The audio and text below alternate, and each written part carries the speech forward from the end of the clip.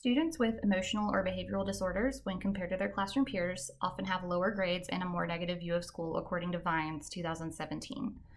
Early academic intervention is important, so I wanted to explore how implementing the more basic aspects of positive behavioral interventions and supports, or PBIS, among preschool-age children can help them to learn the letters within their first name when paired with short-duration review sessions.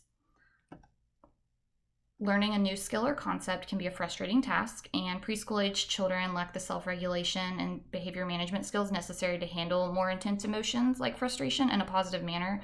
So I did want to focus on something that may be frustrating if they don't get it at first, but something that a preschool-age child is capable of achieving while implementing those basic PBIS principles.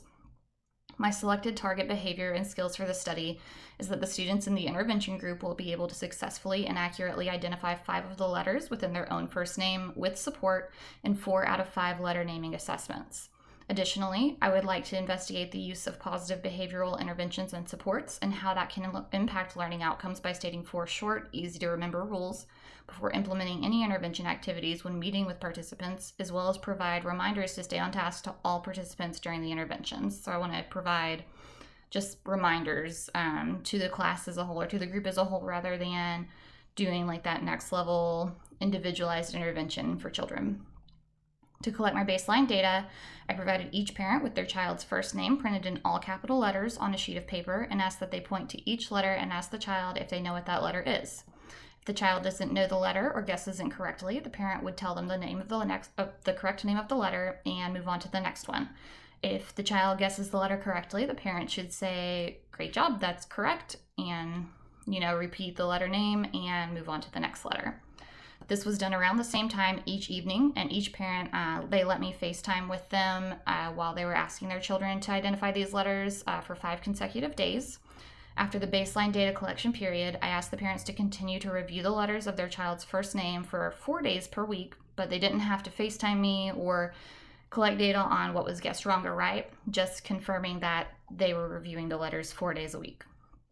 My intervention consisted of a letter matching activity in which each participant student's first name was written on a large sheet of craft paper in capital letters, and each student was given a sheet of 1-inch dot labels that had the letters of their first name, 1 letter written on each label, and they were to match it to the corresponding letter on their name paper. I gave rules for the activity consisting of students keeping their hands to themselves, to stay at their own name station, and to not place their stickers on another student's paper. After I gave these rules, I explained that we were doing this to learn, the letters within our first names, and I modeled the activity to the students as well. This activity allowed me to monitor the effects of the review sessions on letter knowledge, as well as document if the PBIS procedures were having any impact on task orientation and behavior management among my participants. The results of the study suggest that implementing frequent, short-duration interventions that focus on letter name knowledge did not have a significant impact on letter name knowledge growth, which aligns with previous results from the literature that I reviewed, such as Goldstein et al. In 2017, Cruz et al. In 2015, Lonigan et al. In 2013, and No et al. In 2014. The average score of the letter names answered correctly in 4 out of 5 letter name knowledge assessments increased from 2.1 during the preliminary data collection to 3.85 during the result data collection, or the finalized data collection. The number of redirections to stay focused during review and intervention did not display any sort of overall trend among the full group, but the 4-year-old participants did require significantly less behavioral redirections as the study continued.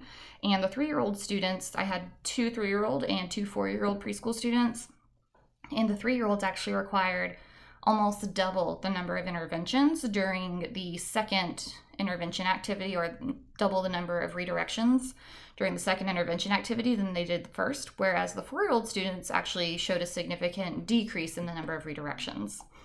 I believe this happened because 3 and 4 are ages of continuous development, but I think it shows that these 2 ages may have significantly different needs when it comes to behavior modification and behavior management. I think the 3-year-old students would have benefited from different redirection than to stay on focus, hey, go back to your name station. I think they needed more individualized levels of support than the 4-year-old students did. My implications for future research basically would be the sample size of just 4 students, which doesn't really provide enough overall data to argue that these results are representative of preschool students as a whole. For future studies, I would like to use a larger sample size, and I would like to have more opportunities for data collection. I think my data would have been stronger if I had more spots, more plots on my graphs and everything.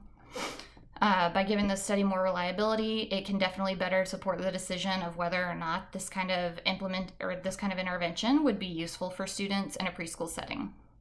My plans for ongoing professional growth are directed more towards the behavioral and emotional health side of things. I would like to get certified to teach students with behavioral and emotional disorders, as well as certified to train in PBIS,